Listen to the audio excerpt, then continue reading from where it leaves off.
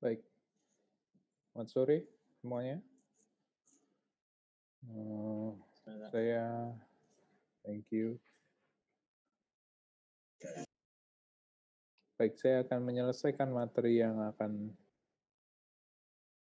menjadi bagian saya. Di hari ini adalah hari terakhir dengan saya, untuk kemudian minggu depan, di minggu terakhir, saudara dengan Putu Ani. Baik, saya akan mengawali dengan audit. Audit. Do you know what is audit, by the way? Apa itu audit? Audit bukan sebuah terminologi yang aneh, tapi saya rasa cukup banyak saudara dengar. Apa menurut saudara audit itu? Penilaian kinerja, Pak. Penilaian kinerja, oke. Sebuah proses untuk menilai kinerja, iya. Apalagi? What do you think tentang audit?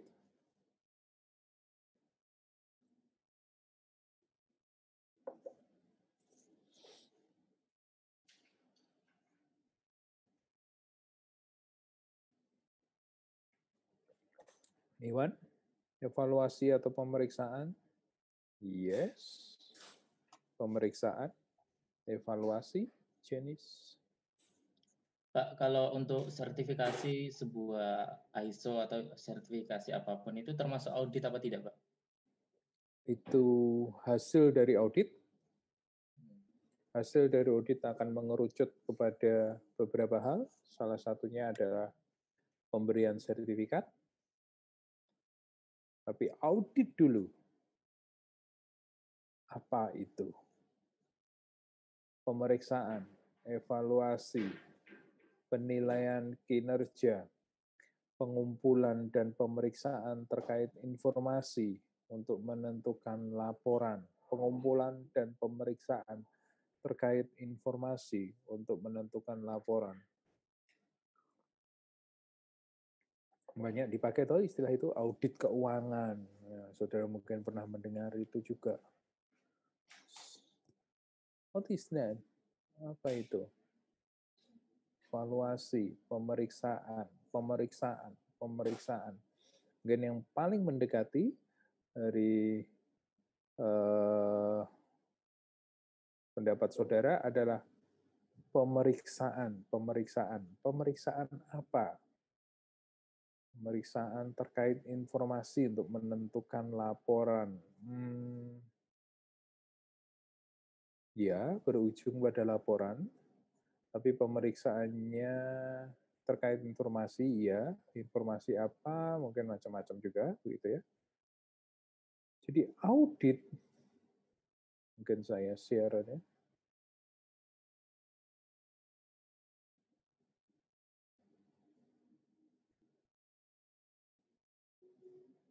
Audit adalah sebuah proses untuk memeriksa. Betul, untuk memeriksa. Apakah sesuatu itu eksis? Jadi, apabila orang tua saudara punya toko, mungkin setiap akhir bulan atau setiap akhir tahun melakukan apa yang disebut sebagai stock opnam. Ini maksudnya adalah memeriksa apakah barang itu masih ada. Di laporan dikatakan masuk dari supplier 10, keluar 4, berarti harus ada 6. Apakah betul 6 itu ada? Audit financial, informasinya adalah informasi balance, financial balance. Input, output, masuknya berapa, keluarnya berapa, berarti ada berapa uang itu. Audit keuangan memastikan bahwa ada, betul, alur itu memang seperti itu. Bukan siluman, bukan hanya sebatas tulisan di atas kertas, tetapi betul-betul eksis. Audit juga adalah sebuah pemeriksaan yang bertujuan untuk melihat apakah sebuah sistem itu cukup digunakan dan cukup dalam arti tingkat kecukupan untuk kebutuhan masing-masing industri. Nah, itu French Water EU itu ngomong masalah satu perusahaan air di Prancis yang berpikir bahwa dia untung, tetapi karena tidak ada yang namanya proses audit, ternyata apa yang disebut untung itu sebetulnya tidak ada atau tidak eksis. Ada banyak contoh tentu saja terkait hal itu di Indonesia, dalam kehidupan kita sehari-hari juga pasti juga tidak terlepas dari kegiatan audit, walaupun mungkin namanya bukan audit begitu ya. Maksud saya kalau saudara dapat tiap bulan dari orang tua 1,5 juta, kemudian bayar kos 800.000, untuk hidup 700.000 dalam satu bulan. Pada akhir bulan, apakah dari 1,5 juta itu habis? Apakah lebih, artinya ada saving, atau malah kurang, artinya ada hutang pada orang lain? Kita mau melakukan pengecekan. Nah, yes, audit adalah pengecekan, pemeriksaan, dengan tujuan untuk melihat ya, keeksisan, kecukupan, dan kegunaan daripada satu sistem atau satu materi.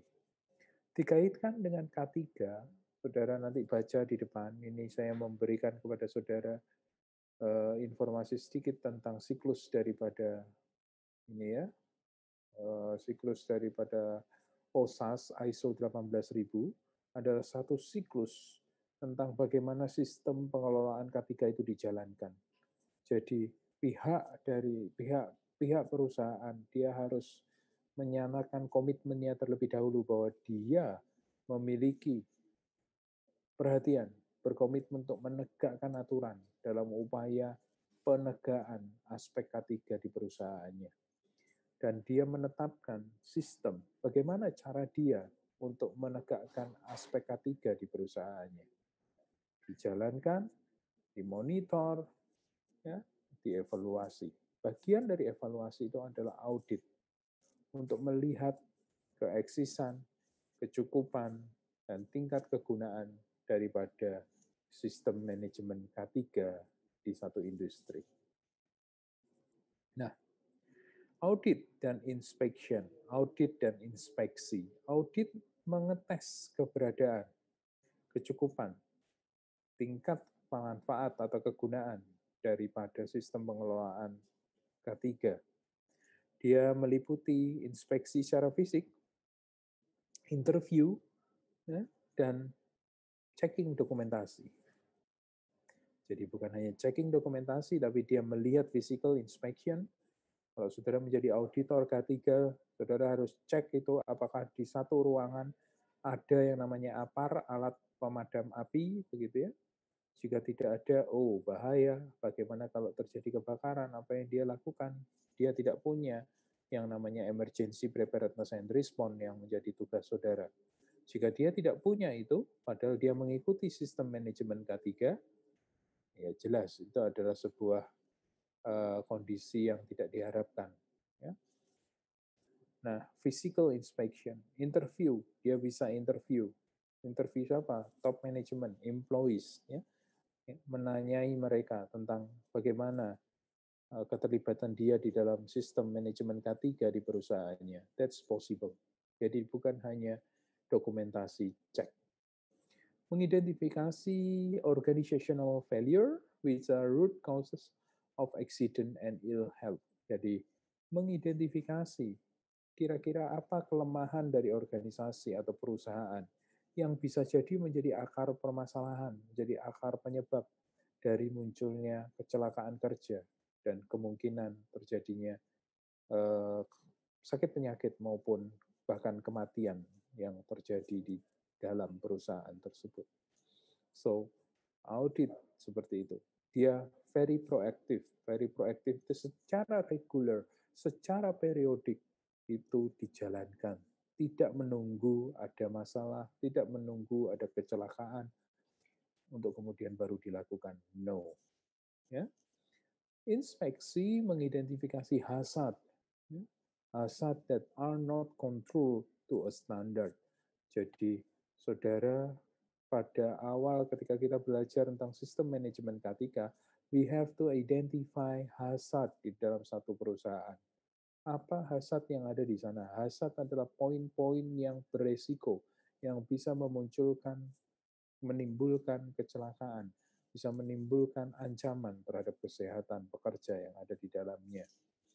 Hazard physical, ya, dalam arti melihat yang namanya proses produksi saudara, identify unsafe condition and some unsafe action which are immediate causes of accident. Jadi dia lebih jarak pendek begitu ya, bukan root causes, and can be largely reactive if they lead to quick fix of immediate causes rather than corrective action of root causes. Jadi tidak proaktif tapi reaktif. Reaktif itu jika ada masalah, maka dia melakukan tindakan perbaikan. Sementara proaktif itu lebih dalam, dia bisa berbicara masalah pencegahan, seperti itu. Ya. So audit is different with inspection. Ya. Berbeda. Dia ada di siklus daripada sistem manajemen K3. Sementara inspeksi itu mungkin hanya di awal dan ketika ada satu kejadian yang tidak dikehendaki terjadi. Nah, audit di dalam sistem manajemen K3 bisa dibedakan menjadi beberapa berdasarkan tipenya. Nah, beberapa contoh seperti internal, eksternal, jadi audit itu dilakukan oleh pihak pabrik atau pihak luar daripada pabrik. Audit untuk whole perusahaan, keseluruhan daripada perusahaan, atau sebagian daripada perusahaan atau organisasi. Contractors, audit untuk contractors. Biasanya apabila saudara mau memilih supplier atau contractors yang bekerja untuk perusahaan saudara, saudara melakukan audit juga untuk melihat bagaimana yang namanya kontraktor atau pihak ketiga itu memiliki komitmen terhadap K3 itu sendiri. Karena itu sudah keharusan. Jadi kalau perusahaan saudara menegakkan sistem manajemen K3, OSAS ISO 18000, ya, kita milih kontraktor itu nggak bisa sembarangan. Karena eman, saudara sudah memperhatikan K3 saudara, tetapi pihak luar yang masuk dan bekerja di perusahaan saudara itu tidak memperhatikan K3, lah kan celaka.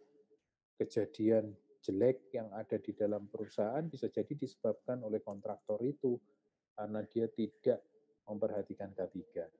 No, it's not like that. Jadi kalau perusahaan saudara menerapkan sistem manajemen K3, pasti juga ketika memilih kontraktor juga tidak sembarangan. Terus, yang ditanyakan Reza tadi, auditing itu berkaitan dengan sertifikasi, registrasi. Ya, ada hubungannya. Ada audit proses yang berujung pada pemberian sertifikat. Tapi ada audit yang apa namanya? Yang hanya cek, hanya pemeriksaan. Oke? Hanya cek atau pemeriksaan. Seperti itu. Pak, saya boleh bertanya lagi, Pak? Boleh. Setahu saya itu ada beberapa perusahaan yang menerapkan menerapkan peraturan seumpama di lab memakai jas atau bagaimana itu hanya saat ada auditor datang, Pak. Nah, mereka menganggapnya itu mungkin karena udah terbiasa di situ, sebenarnya nggak pakai jas juga nggak apa-apa gitu. Nah, itu kayak gimana gitu, Pak? Harus kayak gimana gitu. Semua saya masuk situ, terus saya mau nggak mau kan kadang dipaksa untuk masuk dalam sistem gitu, Pak. Ya, yang jelas perusahaan itu tidak melakukan secara konsisten aspek K3-nya. Apabila terjadi pemeriksaan secara random, bisa jadi dia kena. Karena aspek K3 mesti konsisten. Kalau saudara kerja di laboratorium, selama saudara ada di laboratorium, saudara harus pakai jas lab. Tapi Ada perusahaan seperti itu yang beranggapan bahwa sistem manajemen, entah itu sistem manajemen K3, entah itu sistem manajemen quality ISO 9000, entah itu sistem manajemen lingkungan 14.000, itu hanya ya epok-epok itu apa ya? Tipu-tipu. Pokok kalau saya dapat sertifikat beres, sehingga mereka ngakalin. Tapi itu bukan praktek yang baik. Dan itu menunjukkan pasti top manajemen tidak mendukung, tidak memberikan support, tidak memberikan gambaran yang jelas, memberikan arahan yang jelas tentang penerapannya. Ya. Jadi itu praktek yang tidak dikehendaki, Reza. Kalau Reza ada di dalam sistem itu, terus kemudian diajak untuk, nggak usah pakai jas celepan, biasa ya, itu tidak perlu dituruti. Karena pada akhirnya ketika kita berbicara K3, ujung-ujungnya adalah untuk individu kita masing-masing. Ya. Tapi kalau berbicara secara organisatoris, pasti perusahaan yang seperti itu ya tidak betulan melakukan aspek K3. So dia harus tahu hazard itu apa. Ya, kalau dia biasanya nggak gaya jas, ya dia nggak tahu hazard. Seperti itu. Ya. Terima kasih, Pak. Nah, saya lanjutkan, itu macam-macam audit. Terus this is the same. Internal external, yes, management system daripada organization, contractor, dan certification. Terus kemudian audit memiliki tujuan. Dia ingin mengetahui the extent of conformity with the management system. Saudara, sistem manajemen itu adalah sebuah sistem yang disusun oleh perusahaan itu. Tentu ada acuannya. Jadi ini ISO 14.000, itu ada acuannya. Tapi perusahaan menyusun itu merdeka. Sistemnya mau apa? Sesuai dengan patokan ini, ISO. Nah, ketika dia menetapkan sistem di tempatnya, maka audit bertujuan untuk mengetahui kesesuaian daripada sistem itu dengan penerapannya di lapangan. Ya, contoh kalau yang tadi Reza katakan, perusahaan itu mengatakan bahwa selama bekerja di laboratorium harus memakai jas lab. Tapi kemudian pada satu saat ketika audit dilakukan, auditor masuk laboratorium dan melihat pekerja di laboratorium bekerja tetapi tidak memakai jas lab. Nah, itu menunjukkan bahwa apa yang dia akui, dia set up, dia susun, dia tetapkan, tidak cocok dengan apa yang terjadi di lapangan. Audit bertujuan untuk tahu itu. Bertujuan juga untuk mengevaluasi kemampuan manajemen dalam menjamin kesesuaian dengan legal atau peraturan perundangan yang berlaku. Jadi, peraturan perundangan tentang K3 ada. Peraturan perundangan tentang lingkungan ada. Nah, audit bertujuan untuk mengetahui, mengecek apakah yang dilakukan di perusahaan itu memenuhi permintaan peraturan perundangan. Saya auditor 14.000, saya ngecek bahwa satu perusahaan, for example, perusahaan sepeda, for example, saya ngecek hasil laporan analisa limbah cairnya, saya bandingkan dengan baku mutu peraturan pemerintah. Cocok nggak? Mudah memenuhi nggak? Atau jangan-jangan dia tidak mengolah limbah cairnya dan dibuang. Ya? Nah, saudara sekalian, audit bertujuan untuk mengetahui, mengevaluasi capability daripada manajemen untuk memenuhi peraturan perundangan. Evaluate the effectiveness of the management system in meeting objective. Di dalam objektif, di dalam tujuan yang ditetapkan oleh perusahaan, perusahaan menetapkan bahwa saya menghendaki tidak ada atau zero accident sepanjang tahun. Nah, apakah management system yang dikembangkan di perusahaan itu betul-betul berhasil membuat yang namanya zero accident itu terjadi. Atau lah tetap terjadi loh, tambah banyak dan sebagainya. Dia mengevaluasi.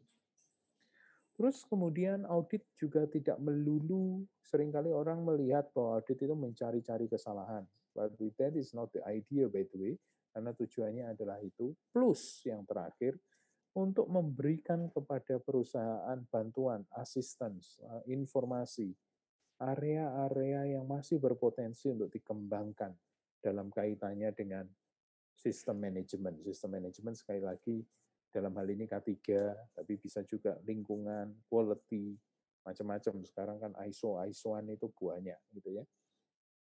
Jadi sesuai dengan ruang lingkupnya apa.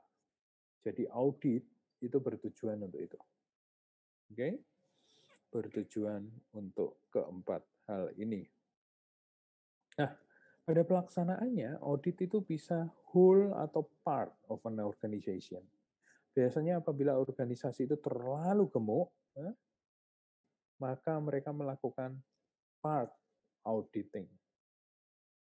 Sebagai contoh, ini contoh aja supaya saudara mudah membayangkannya. Ngaudit ubaya. Ada beberapa fakultas. Di fakultas itu ada beberapa jurusan, beberapa di antaranya begitu. Maka kalau semua satu-satu diaudit, akan takes time, akan butuh waktu yang panjang dan berujung pada biaya yang besar. Maka kemudian melakukan sampling. Fakultas teknik diwakili oleh satu jurusan, seperti itu. Ya, itu skopnya. Tapi bagi organisasi yang tidak terlalu besar, dia bisa mungkin untuk secara keseluruhan diaudit. Nah, ada 8 step audit yang bisa diperhatikan. Kemudian internal eksternal itu apa kelebihannya? 8 step itu seperti ini. Jadi, oke, auditor harus ngeset tujuan dari objektifnya apa. Jika itu berhubungan dengan ISO 18000, yes, saudara cek. Kemudian setelah itu memilih tim audit. Memilih tim audit ini kalau auditnya internal, dia harus saling silang. Departemen A tidak boleh mengaudit departemennya sendiri, tapi yang lain. Begitu juga sebaliknya. Ya. Kalau auditnya adalah audit eksternal, perusahaan memilih ya, siapa perusahaan penyedia jasa audit yang mau dipakai. Kemudian yang ketiga adalah menginformasikan, melakukan kontak dengan pihak yang akan diaudit bahwa audit itu akan seperti apa dan kapan akan dilakukan. Information gathering menjadi berikutnya. Interviews, kemudian menyimpulkan. Setelah ada kesimpulan, dipresentasikan di pihak yang diaudit, ya, sekaligus kita memberikan laporan, dan kemudian akan ditindaklanjutin oleh perusahaan itu apabila ada temuan-temuan yang harus ditindaklanjuti.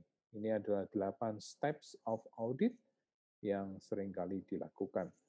Audit itu bukan inspeksi sekali lagi, karena dia tidak tiba-tiba datang atau sidak seperti itu, tetapi dia memberitahu. Ya, dia memberitahu. Oke, contoh kita sedang dalam masa akreditasi untuk IAB, maka pihak auditor memberitahu 19 sampai 21 November nanti akan ada audit. Ya, nah, itu diberitahu, tidak ujuk-ujuk, tidak tiba-tiba, tidak mendadak, ya, karena memang bukan inspeksi atau bukan sidak. Nah, ketika berbicara masalah audit internal dan eksternal, maka ada advantages dan disadvantages di antara keduanya.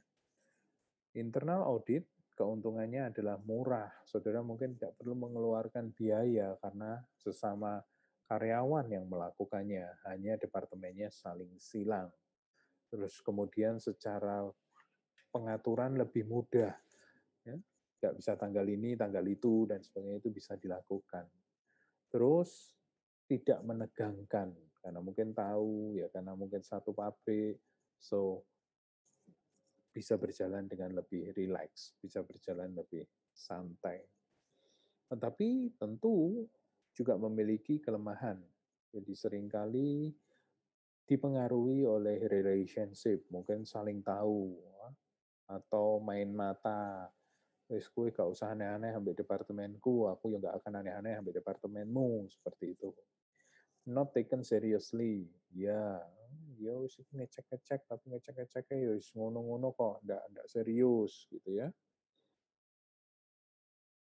Terus bias, bisa jadi bias. Asumsi bisa jadi muncul dan menjadi dasar dalam membuat konklusi. Oh, ngerti aku, dia memang belum sempat kok ngerjakan yang itu, tapi aku tahu dia sudah berpikir akan melakukan itu asumsi. Pada faktanya belum dilakukan, kan gitu. External audit adalah sesuatu yang lain, disadvantages-nya ya jelas mahal, ya. More time required to organize, cocokan dan sebagainya itu diperlukan. Formal, bisa diartikan lebih menegangkan juga. Ya, saya masih ingat ketika dulu saya di ISO team di salah satu perusahaan, kalau auditor eksternalnya datang, itu koyok menegangkan seperti itu. Sementara advantages-nya apa? Objektif, less knowledge of internal relationship, jadi tidak dipengaruhi oleh itu. Formalitinya meningkat betul, karena ya betulan tamu orang luar, seperti itu. Internal competition bisa dikatakan independen karena pihak luar yang melihat, tidak saling menjatuhkan.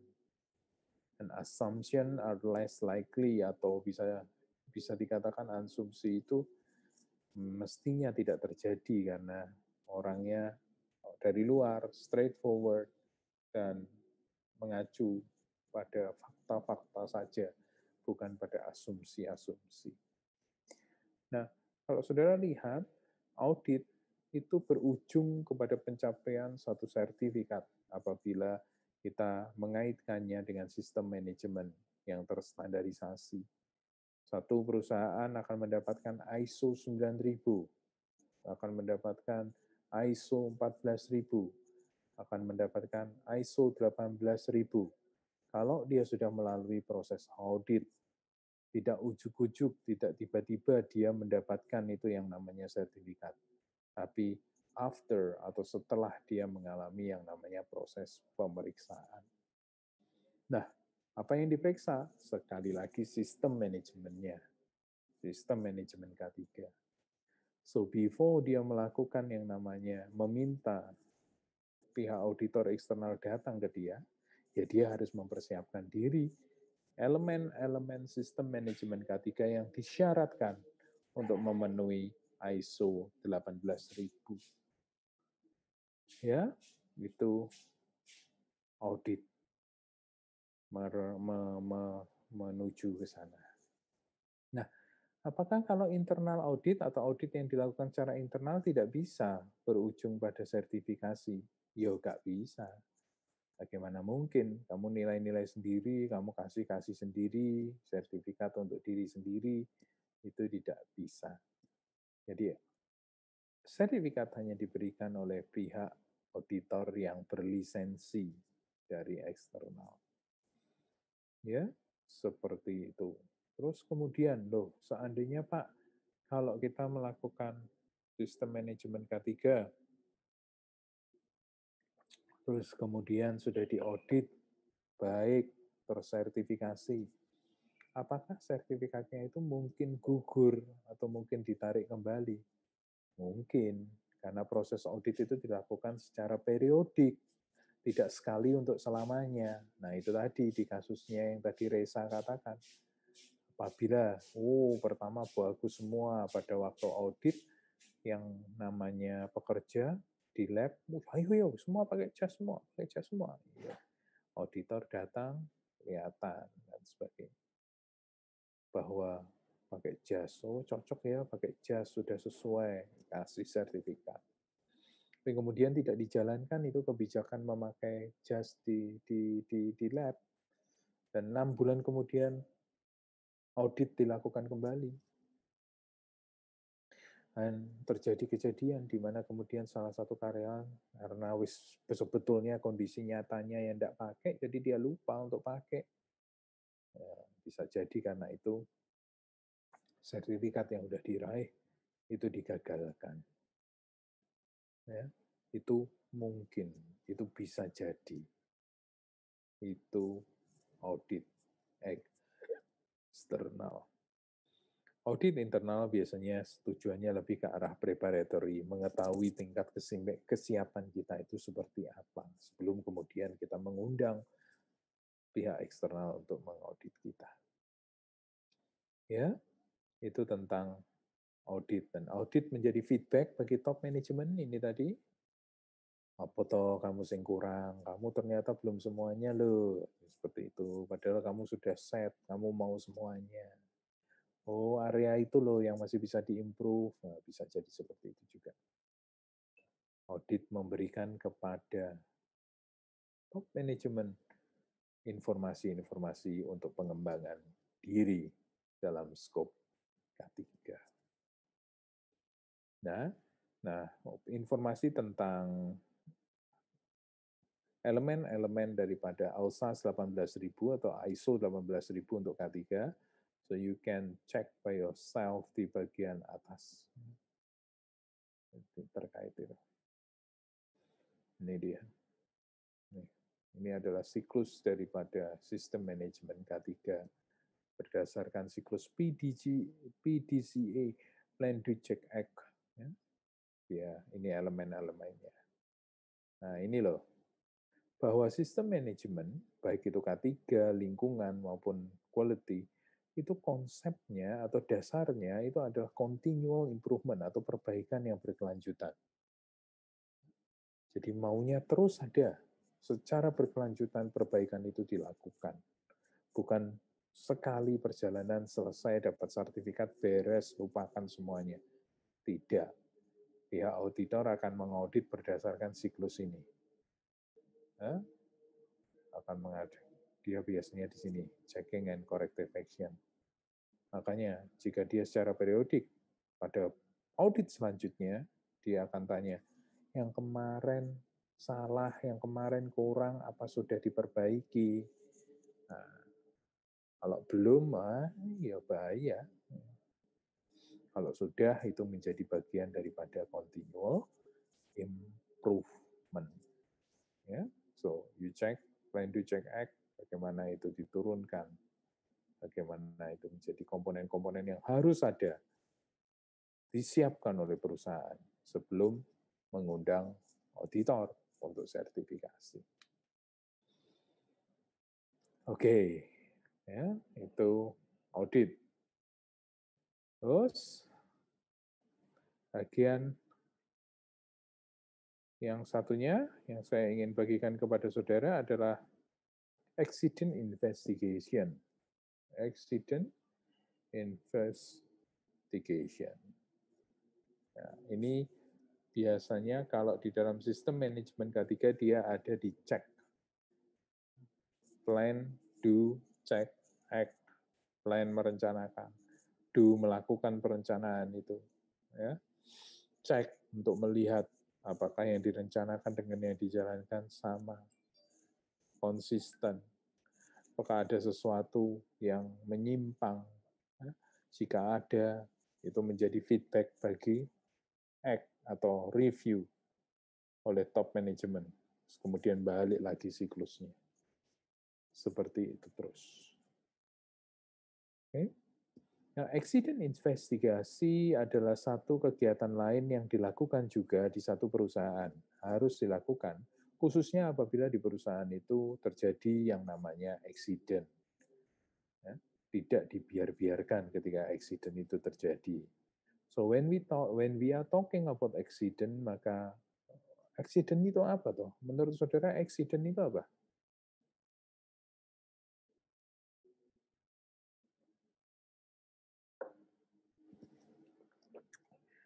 Accident itu apa? Accident.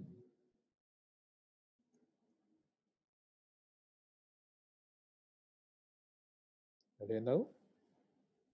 Ada yang punya pikiran atau maksudnya punya bayangan tentang apa itu accident? Kecelakaan, Pak. Kecelakaan, yes, kecelakaan. Accident itu kecelakaan. Insiden itu biasanya mengawali satu kecelakaan. Ya? Insiden, accident. Ya? Apakah accident always involve injury?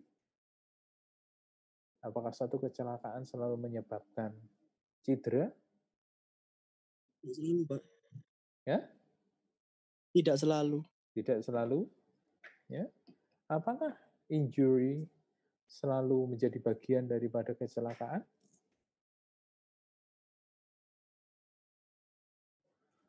Iya, Pak. Iya.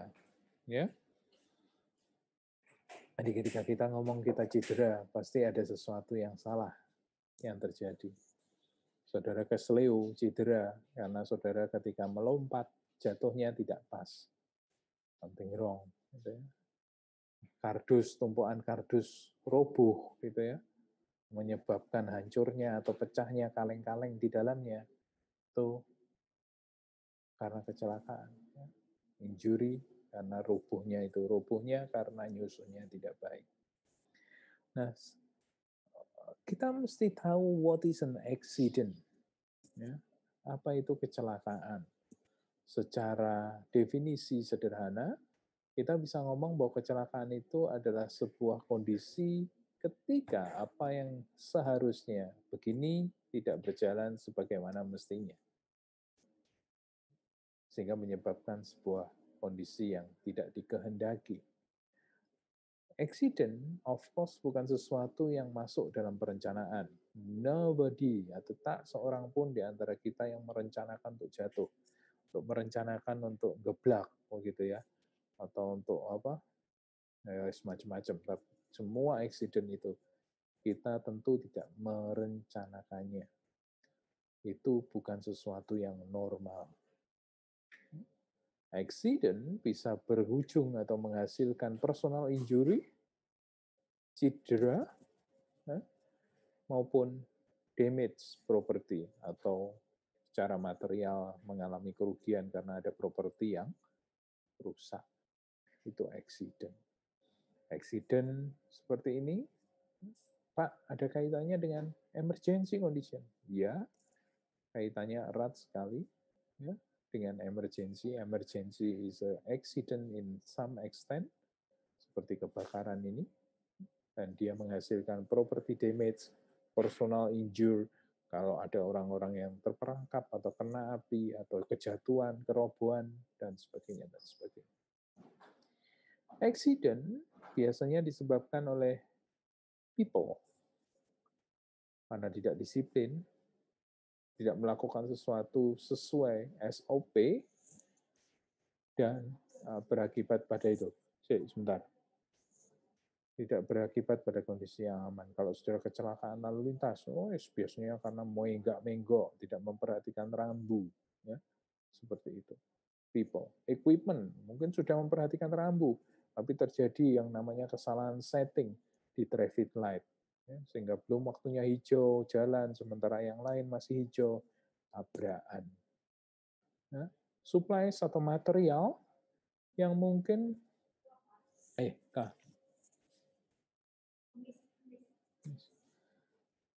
material yang ada di sekitar kita dan tidak bekerja, tidak behave, itu tidak bereaksi normal. Itu bisa juga menyebabkan seperti itu. Material, dulu pernah ada gudang kembang api di Jawa Barat yang meledak karena penyimpanannya atau gudangnya itu tidak dilengkapi dengan exhaust fan, sehingga ada banyak panas yang terperangkap dan material-material itu kemudian menjadi bereaksi tidak normal karena akibat lingkungan yang tidak mendukung. So what do you think with this person? Apakah dia akan mengalami accident? Most likely.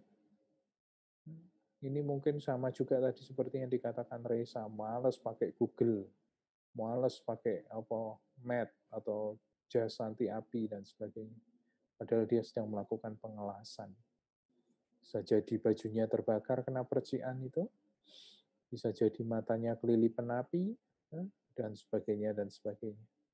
Accident bisa terjadi karena people, karena itu tadi. Equipment, supplies yang tidak berjalan, tidak bekerja dengan sebagaimana mestinya. So, ketika accident terjadi, we do need investigation. Why we need to investigate?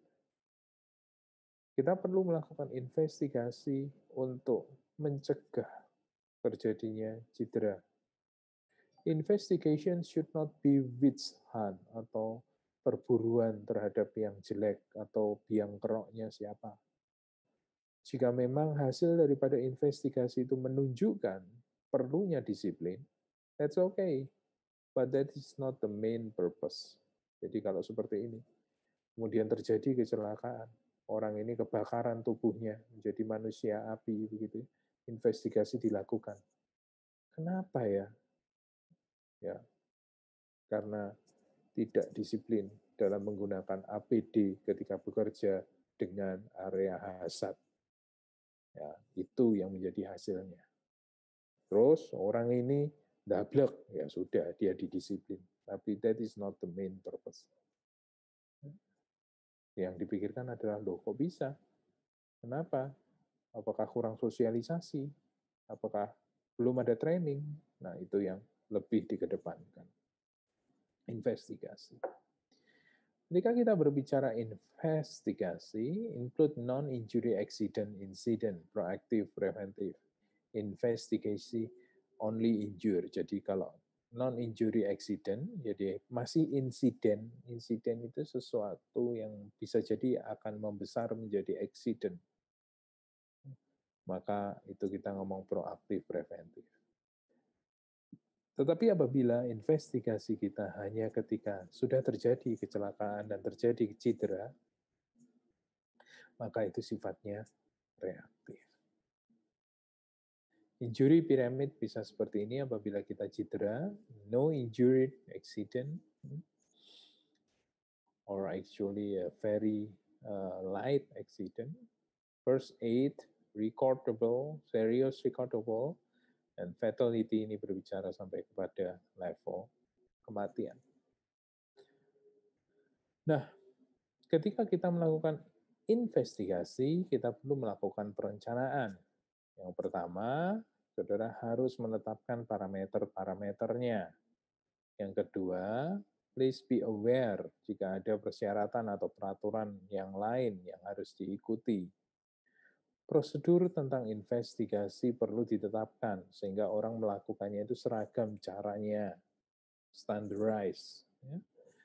Perlu form-form, ya, karena kalau mengembangkan diri sendiri berdasarkan pikiran masing-masing bisa jadi nggak seragam.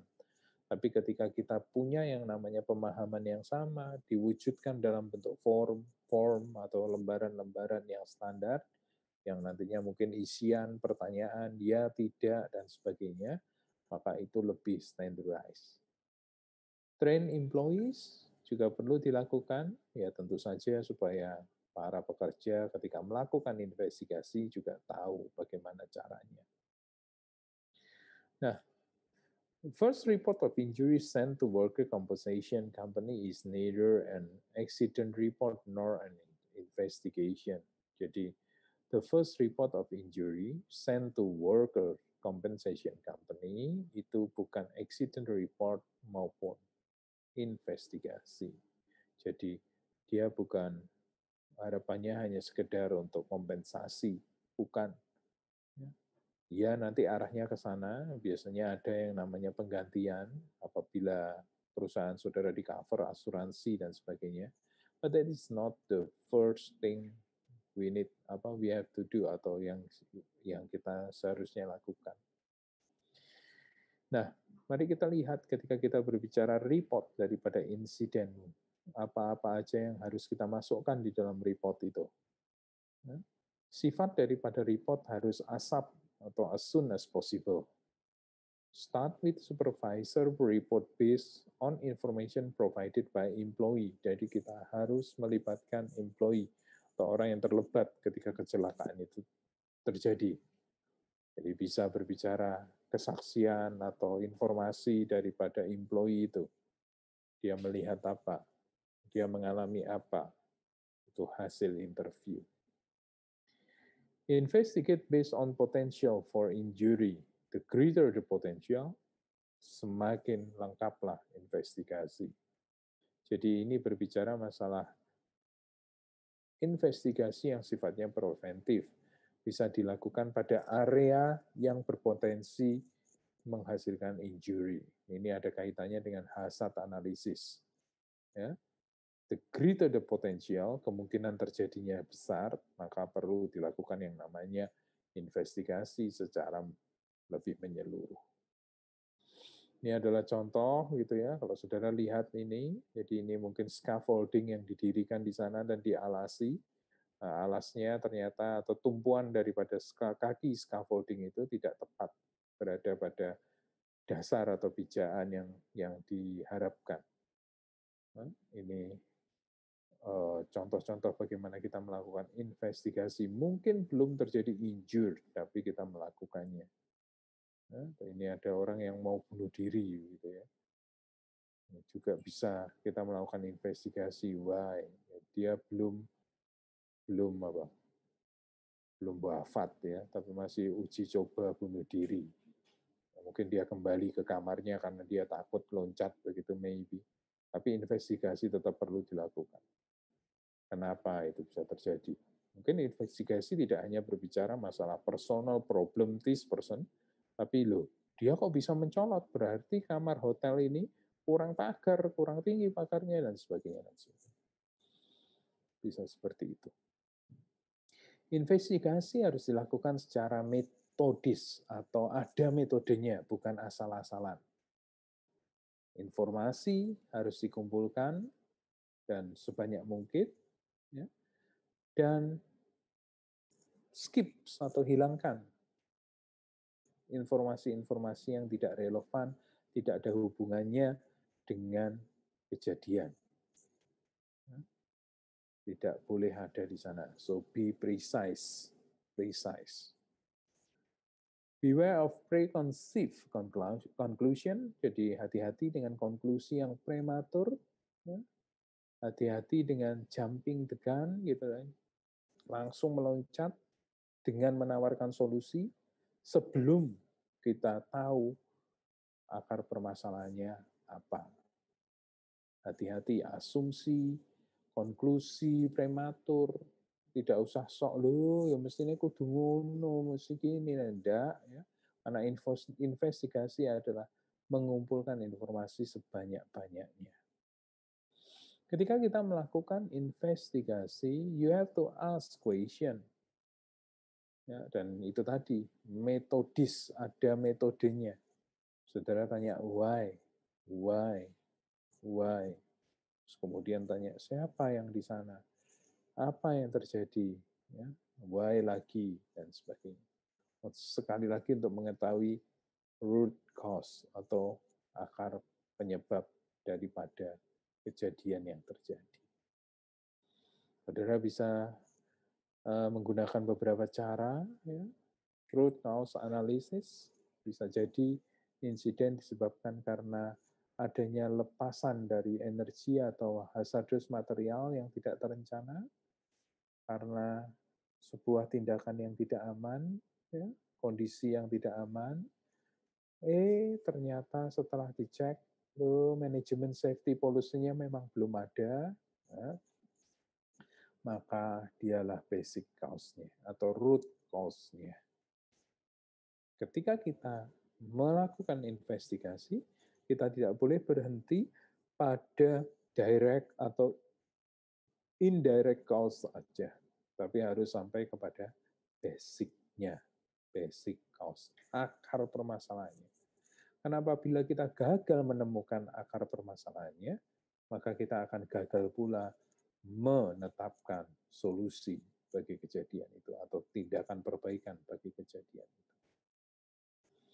When you do investigation, area tempat di mana kejadian itu terjadi, saudara mungkin perlu melakukan pengukuran, foto atau pictures. Saudara mungkin perlu melakukan evaluasi, checking equipment, dan imajinatif. Ini kayak detektif ya. Kalau saudara suka NSI atau apa film-film detektif itu, ini semua dilakukan di sana. Hanya saja ini kaitannya dengan kecelakaan fisik, tentu saja yang terjadi di lapangan. Terus, lihatlah sekeliling apakah ada kondisi-kondisi seperti ini, ya. Lack of PPE, personal protection equipment, maybe housekeeping issues, ada banyak sampah di tempat itu, atau praktek-praktek kerja yang tidak bagus, tidak ada prosedur tertulis, ternyata karyawan yang mengoperasikan reaktor berbahaya itu belum di training, dan sebagainya, dan sebagainya. So, kita mencari area-area itu, memastikan bahwa kondisinya itu seperti apa ketika kecelakaan itu terjadi. Ya, housekeeping atau yang lain bisa jadi terjadi, menjadi penyebab kecelakaan itu. Nah, this one is also a clean work area is a safer work area. Keep it clean, tapi dia sendiri tidak bersih. Ini pernah saya jumpai ini di satu sungai. Jangan buang sampah sembarangan. Buanglah sampah di sini. Anak panahnya menunjukkan di sungai. Padahal didahului dengan jangan buang sampah sembarangan. Buango ke sungai. Mungkin itu maksudnya. Alah, ya salah kaprah kan begitu ya. Nggak boleh seperti itu. Jadi, sometimes housekeeping issue itu menjadi permasalahan.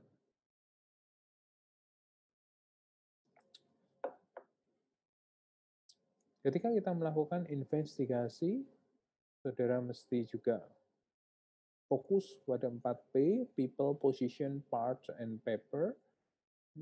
Di mana kemudian ketika ngomong people itu ngomong interview orang-orang yang terlibat dalam kondisi ketika kecelakaan itu terjadi, menginterview saksi-saksi yang melihat kejadian di lapangan, dan bisa jadi menginterview pekerja di area yang lain yang mungkin memiliki pengalaman yang sama, ya, seperti yang bawah sendiri, similar incident, saudara bisa kembangkan di sana.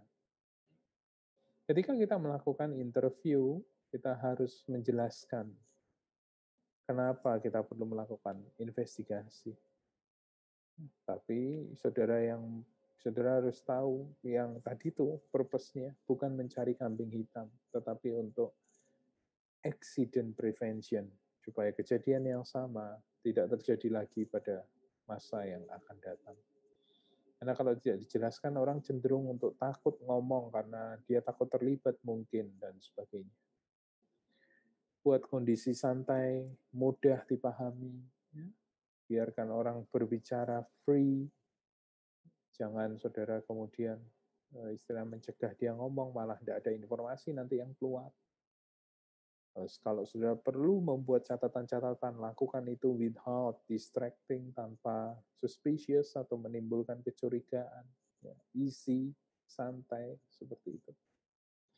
Apabila saudara menggunakan tape recorder, saudara harus melakukannya dengan sepengetahuan orang yang saudara interview. Dan yang lebih penting adalah ketika saudara melakukan interview, do it ASAP sejak kejadian itu terjadi, dekat-dekat dengan waktu kejadian itu terjadi. If not, ya orang mungkin lupa, sehingga tidak bisa memberikan informasi yang faktual, yang benar. Ini adalah hal lain jika saudara melakukan investigasi, mungkin juga dengan melihat kenapa ya kecelakaan itu terjadi. Apakah karena orang itu dipindah, terus belum menguasai area barunya, sehingga dia seperti itu. Ya, ini contoh-contoh aja. Faktor-faktor untuk menganalisa kenapa satu kejadian terjadi. Ini orang khusus biasanya yang melakukan, orang yang belajar di area itu. Nah, report of investigation sendiri terdiri dari beberapa tahap atau beberapa poin. Yang pertama adalah background information, hasil interview saudara, dan sebagainya. Detail account of the incident, kenapa itu terjadi, mengerucut kepada situ. Terus kemudian resolution, apa pelajaran atau apa yang ditarik dari sebagai pelajaran dari sebuah kejadian. Dan what are corrective action yang harus dilakukan di lapangan, itu juga akhirnya ada di dalam report investigasi itu. Resolution discuss ways of preventing, itu mengarah ke sana. Terus piye? Ini sudah kejadian, besok-besok gimana supaya nggak kejadian lagi. Itu bisa muncul dari hasil interview, dari ide pekerja atau yang lain, dari textbook, dari reference. Dan biasanya dalam hal itu kita perlu melakukan mengembangkan creativity untuk melihat, karena bisa jadi satu tempat dengan tempat lain berbeda. Tidak bisa simply copy and paste dari tempat lain, tapi area atau kondisi lokal juga harus dipertimbangkan.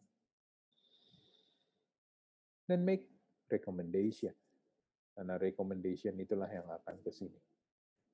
Recommendation mungkin ada beberapa alternatif, dan kemudian diprioritisasi mana yang harus dilakukan, sebaiknya dilakukan.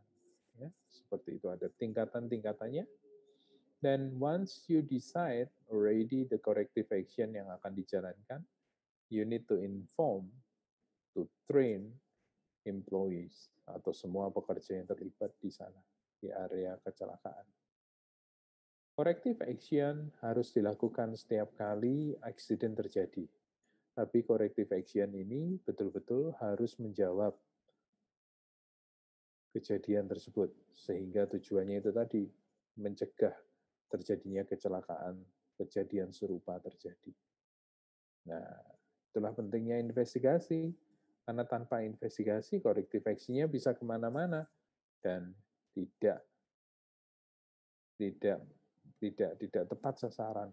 Sehingga kita hanya melakukan tindakan perbaikan, tapi actually tidak mencegah kejadian serupa terjadi di kemudian hari. Ya. Follow up, jadi setelah corrective action itu dilakukan,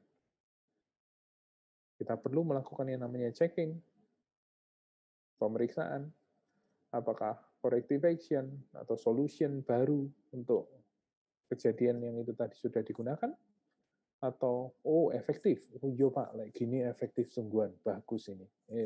Ya. Feedback yang selesai, yang baik, itu penting juga untuk dikumpulkan.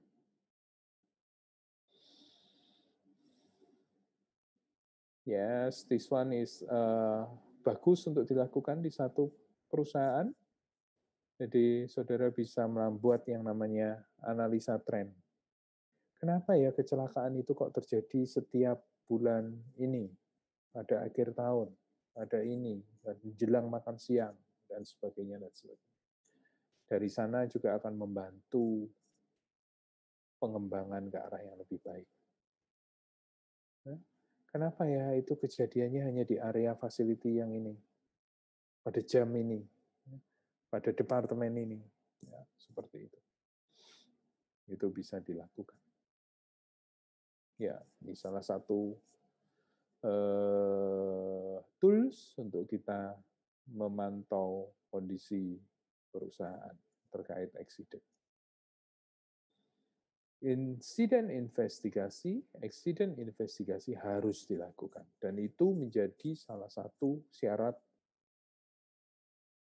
mutlak atau syarat mutlak atau hal kewajiban yang harus dipenuhi dalam sistem manajemen K3. Tidak bisa dibiarkan. Kalau saudara ditanya, ada kecelakaan tahun ini oleh auditor? Ada. Bulan apa kemarin? Agustus. Kenapa? Oh ini. Apa kecelakaannya? Oh ini loh, gini. Terus ada nggak insiden investigasinya? Reportnya mana? Oh kita nggak melakukan investigasi, ya sudah nggak akan dapat sertifikat ISO 18000 karena itu sifatnya harus. Ya, I think this is very easy to follow. Saudara bisa bayangkan. Ya, namanya sistem PDCA sebetulnya ya seperti itu konsepnya. Mudah, tapi kadang-kadang di lapangan pelaksanaannya complicated. Ya, tapi tetap harus ada batasan minimal agar dia kemudian dapat sertifikasi. Oke. Bisa jadi ketika kita berbicara kecelakaan itu dikaitkan dengan compensation carrier. Ini berbicara Mas, bukan hanya insurance, tetapi compensation. Compensation itu artinya, oke, kalau zero accident 5 tahun berturut-turut, maka ini ada kompensasinya. Itu mungkin dan bisa dikaitkan. Biasanya HRD sekarang juga mengurusi bagian ini. Ya, tidak hanya gajian bulanan tapi sudah mengarah-arah ke arah K3 yang dikaitkan dengan kompensasi. Itu mungkin juga. Oke. Ya, saya rasa itu the end of the presentation terkait tentang accident investigation. This is very easy by the way, and you can just imagine how to do it. Ketika ada accident, yang penting harus ada investigasi. Oke, ini question. Apakah saya sudah post ini di ULS? Belum kelihatannya ya? Belum ada, Pak. Oke. I will post it.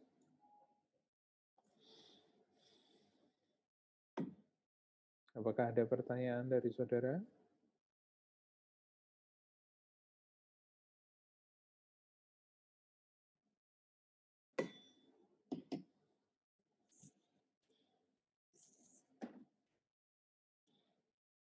Jika tidak ada, saudara bisa munculkan wajah.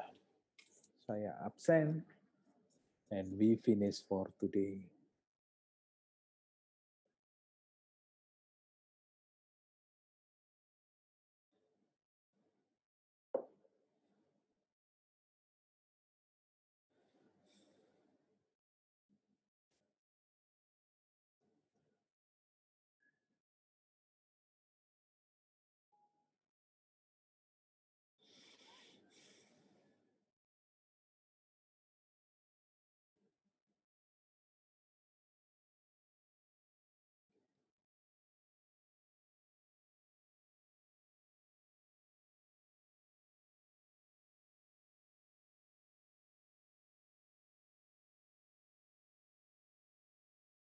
Oke, sudah ketiganya. Oke, saya akan post materinya di ULS yang bagian saya. Saya rasa yang Pak Putu dan Bu Tuani akan dipost sendiri oleh beliau berdua. So, see you next time. Have a good day. Oh, utilitas juga. Ya, oke. Utilitas juga akan saya itu. Thank you for remind me. Saya